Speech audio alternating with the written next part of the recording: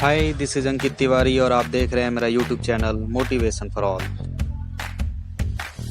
के जो इलाहाबाद के स्टैंड बाई कैंडिडेट्स हैं उनके लिए स्पेशली मैं बना रहा हूँ। बहुत ही अच्छा एक खबर लेके आया हूँ। और अगर ये समझिए कि अगर ऐसा कुछ होता है तो मैक्सिमम मेजोरिटी की वेटिंग क्लियर हो जाएगी। इतनी अच्छी खबर मैं लेके आया हूँ एएलपी स्टूडेंट्स के लिए। बाकी मैं इसमें बता देना चाहता हूँ कि जो भी टेक्नीशियन के स्टूडेंट्स हैं या जेई के स्टूडेंट्स हैं उनके लिए भी मैं ऐसा ही डाटा आगे लेके आऊँगा। और ये पूरा ऑफिशियल है, मेरी तरफ से कुछ भी नहीं बनाया हुआ है, पूरा ऑफिशियल डाटा है। और एक एक चीज़ की बात करेंगे, सब कुछ आपको दिखाऊंगा।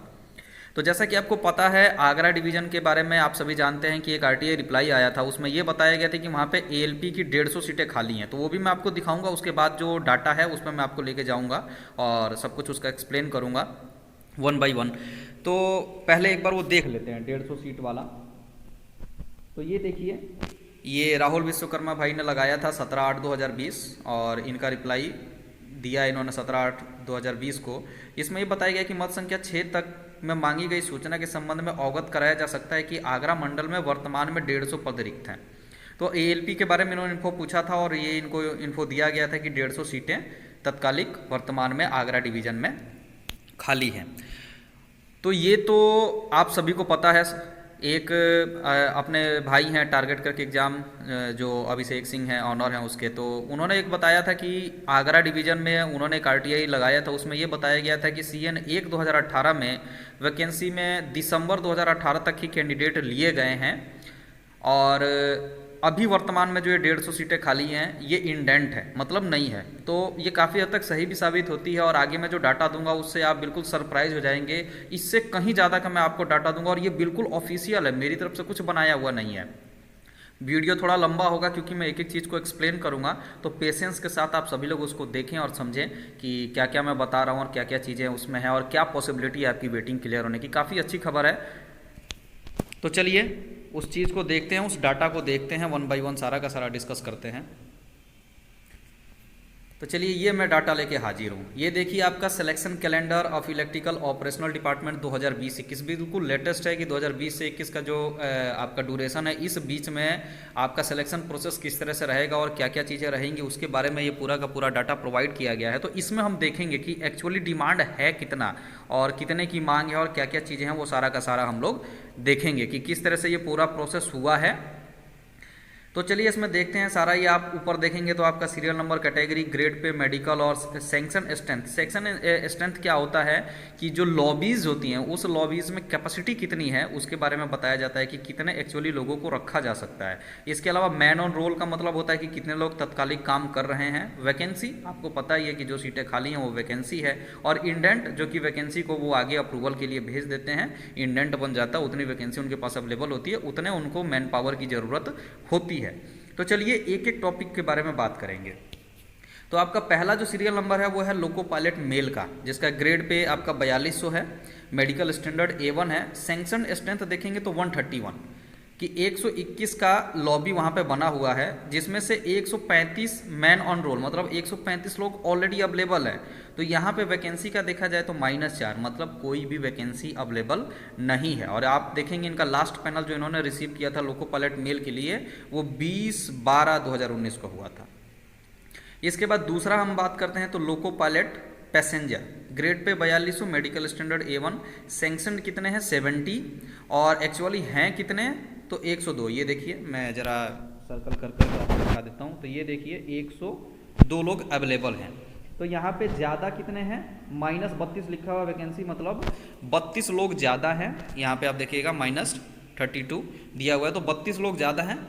इसीलिए यहाँ पे कोई ज़रूरत तो नहीं है, लेकिन कुछ स्पेशल होगा ऐसा क्राइटेरिया जिसकी वजह से, या कुछ प्रमोशन का सिस्टम होगा जिसकी वजह से यहाँ पे इंडेंट जो है 12 लोगों का भेजा गया है। आप देखेंगे तो ये देखिए इंडेंट जो है आपका 12 लोगों का यहाँ पे देखिए ये भेजा गया है। और ये 7/1/2020 को, 7 जनवरी को भेजा गया है। तो और आगे चलते हैं पॉइंट 3 पे, लोको पायलट गुड्स। तो लोको पायलट्स गुड्स का भी ग्रेड पे 4200 होता है, मेडिकल स्टैंडर्ड A1 और सैंक्शन स्ट्रेंथ कितने हैं 591 ALP वहाँ पे ये लोको पायलट्स की ज़रूरत है गुड्स के लिए। और आप देखेंगे हैं कितने, तो हैं में आप देखिए 425। वैकेंसी कितनी अवेलेबल है 166। और टोटल 166, मतलब 166 वैकेंसीज अवेलेबल हैं। लास्ट पैनल आप देखेंगे तो 3/7/2018 को इनको मिला था। और इसका जो है आगे डेट ऑफ ये कब तक की है तो 3/2/2020 तक का डाटा है। और आगे जो है इसको फॉरवर्ड कर दिया गया है 10/2 को, और 25/2 को इशू किया गया है, और आगे ट्रांसफ़र किया गया इसके पैनल के लिए 15/3/2020 को पैनल मांगा गया है कि आप ये 166 जो वैकेंसीज है इसका पैनल दे दीजिए। इसके बाद आप देखोगे loco pilot centre one grade pay 4200 A1 medical standard, sanction कितने 43, और उसमें से है कितना सिर्फ एक ही कैंडिडेट है, 42 की ज़रूरत है।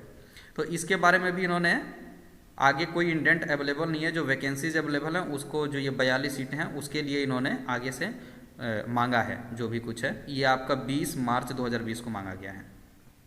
लोको पायलट सेंटर 2 की बात करें 2400 पे ग्रेड A1 मेडिकल स्टैंडर्ड, और यहाँ पे आप देखोगे तो यहाँ पे 42 की ज़रूरत है, एक ही बंदा है, 41 सीटें यहाँ पे वैकेंट है, इसकी भी डिमांड की गई है। अब जरा बात करते हैं सीनियर ALP की, सीरियल नंबर 6 में देखेंगे, ये इलेक्ट्रिकल और डीजल दोनों का मिला के 2400 पे ग्रेड A1 मेडिकल स्टैंडर्ड है, और यहाँ पर आप देखोगे तो ज़रूरत कितनी है 621 की सेंक्शनड हैं कितने 492, ये जरा हम देख लेते हैं कितने 492 हैं, ये आप देखो 492। तो अभी इसकी वैकेंट सीटें कितनी हो गई 129 वैकेंट सीटें हैं, 129 इनको चाहिए, और इसके बारे में भी प्रोसेस कर दिया गया है। और आपका ये देखोगे तो 5/11/2020 को 5/11/2020 मतलब अभी से 2 महीना पहले ही ये डिमांड किया गया है कि आप इतने सीनियर ALP को दे दीजिए, तो ये दिया गया है। इसके बाद जो सबसे इम्पोर्टेंट है और हमारे लिए जो है वो सबसे इम्पोर्टेंट है सीरियल नंबर 7, आप देखो सीरियल नंबर 7 में ALP इलेक्ट्रिकल प्लस डीजल पे ग्रेड 1900 A1 मेडिकल स्टैंडर्ड, और आप देखोगे तो जो सेंक्शनड है 78 + 77 टोटल कितने हैं 155, जो आपका एक्चुअल स्ट्रेंथ है वो कितने का है 155 का, ठीक है कितने सिर्फ 36, और चाहिए कितने 119 कैंडिडेट अभी और चाहिए इनको, ये ALP की बात हो रही है। और आप सभी को पता है कि इन सारी रिक्रूटमेंट्स में जो भी ये रिक्रूटमेंट होता है, इन सारे रिक्रूटमेंट्स में डायरेक्ट रिक्रूटमेंट लोको पायलट का नहीं होता है, ना loco pilot mail passenger goods या सेंटर 1 किसी का भी डायरेक्ट रिक्रूटमेंट नहीं होता है। जो भी रिक्रूट होता है वो नीचे से ही रिक्रूट होकर जाते हैं, सबसे पहले असिस्टेंट लोको पायलट के तौर पर रिक्रूट होते हैं, और फिर उनका प्रमोशन करके आगे उनको धीरे धीरे बनाया जाता है उनके एक्सपीरियंस के अकॉर्डिंग, और जो क्राइटेरिया जो होती हैं वो फुलफिल करते हैं तो वो आगे प्रमोट होते चले जाते हैं। तो ये जितनी भी जो डिमांड की गई है इन सभी की अगर एक्चुअल वैकेंसीज को देखा जाए तो ये ALP के लिए ये सारी सीटें क्रिएट होती हैं, और इसका इन्होंने साफ साफ आगे दिया भी हुआ। अगर आप टोटलिंग की देखें तो टोटल जो है वो 461 की ज़रूरत है, आप यहाँ पे देखेंगे तो ये 461 की ज़रूरत है टोटल में अगर बात किया जाए तो। और आप सबसे जो इम्पोर्टेंट चीज़ है वो देखिए ALP के लिए 440 का इंडेंट, ये आप देखिए 440 का इंडेंट ये इनके पास अवेलेबल है आगरा डिवीज़न के पास अभी, ये बहुत ही इंपॉर्टेंट खबर है आप सभी के लिए, ये इनके पास अवेलेबल है। और इसका रिक्रूटमेंट का देखिए क्या लिखा हुआ है आगे, RRB के थ्रू, RRB के द्वारा ये रिक्रूट किए जाएंगे। ये इंडेंट 440 का अवेलेबल है, और इसमें क्या है कोई भी डेट मेंशन नहीं किया गया है, इसीलिए मैं बोल रहा हूँ कि ये बहुत ही पॉजिटिव खबर है। क्यों पॉजिटिव है, क्योंकि इसमें डेट मेंशन नहीं है। अगर ये CN 1/2018 में अगर ये इंक्लूड होता तो यहाँ पे ये लिखा होता कि हमने RRB से मांगा है, और ये इतने जो आपका नोटिफिकेशन आया था फरवरी 2018 में, तो वो डेट यहाँ पे मेंशन होता है कि हमने इस डेट में इसको इशू किया है और इस डेट में मांगा है। तो यहाँ पे ये कहीं पे भी मेंशन नहीं है, इसका मतलब ये नई वैकेंसीज हैं आपकी 440, मतलब 440 का आगरा डिवीज़न में एट प्रेजेंट ज़रूरत है। जो ALP के बारे में 150 मैंने RTA रिप्लाई दिखाया, देखिए यहाँ पे भी 155 की ज़रूरत दिखाई रहा है, ये 36 मिले हैं, अभी भी 119 की ज़रूरत है, और ये 36 हो सकता है डिपार्टमेंटल वगैरह से आए होंगे। और इसके अलावा यहाँ पे देखिए कोई भी डिपार्टमेंटल वैकेंसी से नहीं मांगा गया, देखो LDC में सारे 0000 दिए हुए हैं, मतलब कोई भी डिपार्टमेंटल वैकेंसी से अब कोई इसमें से नहीं लिया जाना है, ये फ्रेश आपका इंडेंट ही जाएगा, और इंडेंट के आगे 440 का इंडेंट लिखा हुआ है। तो ये बहुत ही अच्छी खबर है, बस इतना ही होना चाहिए कि ये आगरा डिवीज़न इसकी डिमांड कर दे, और होपफुली ये करेगा। क्यों करेगा, क्योंकि जैसा कि पता ही हमें कि दिसंबर 2018 तक लिया है तो काफ़ी लंबा गैप होता है, और सभी ने दिसंबर 2020 तक रिक्रूट किया है, तो आगरा भी अपने ये 440 लड़कों की मांग करेगा ही करेगा। तो ये ALP के लिए बहुत ही अच्छी खबर है। जितने भी जो वेटिंग स्टूडेंट्स उनके लिए अच्छी खबर है। सोचिए कि 440 का डिमांड अगर यहीं से आ जाता है और जो लड़के नॉन टर्नअप हो रहे हैं, लगभग 10 से 20-30 लड़के आपके आगरा डिवीज़न से नॉन टर्नअप हो जाएंगे, तो 470 से 80 का डिमांड तो सिर्फ आगरा डिवीज़न ही कर देगा। इसके अलावा अगर बात करें तो झांसी का आपको पता है 30 लड़के नॉन टर्नअप हैं। अगर इलाहाबाद की बात करें तो लगभग 150 लड़के नॉन टर्नअप हैं। तो सिर्फ एनसीआर का ही अगर देखा जाए नॉन टर्नअप और ये इंडेंट अगर मिला दिया जाए तो आपका कम से कम 700 लड़कों का तो रिक्रूटमेंट यहीं से हो जाता है, 700 लड़कों का डिमांड यहीं से आ जाएगा। और अगर ऐसा कुछ इंडेंट आपका अगर इलाहाबाद और झांसी डिवीजन में भी अवेलेबल हुआ तो समझिए कि शॉर्टेज ही पड़ जाएगा। और ये सिर्फ मैं एनसीआर की बात कर रहा हूँ, और इसमें सिर्फ नॉन टर्नअप और ये स्पेशल इंडेंट को जोड़ा है मैंने तब।